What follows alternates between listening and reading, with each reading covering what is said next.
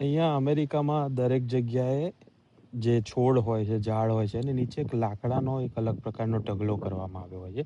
અહીંયાથી જાણવા મળ્યું કે આને મલ્ચ કહેવાય છે. આ જે તમે ઢગલો જોઈ રહ્યા છો, આ મલ્ચ છે. અત્યારે હાલ એક સોસાયટીમાં છો, આ તમે જોઈ શકતા હશો. એટલે બળેલા લાકડા જેવું હોય છે, પણ એનો ઉપયોગ શું કરે છે આ લોકો તમને બતાવું.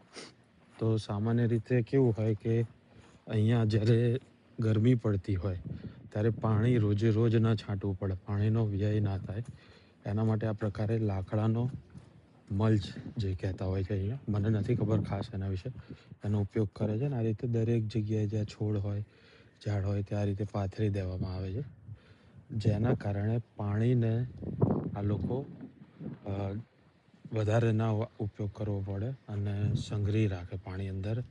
જે ભીનાશ હોય એ છોડની અંદર જળવાઈ રહે, એના માટે આ પ્રકારના મલ્ચનો ઉપયોગ કરે છે.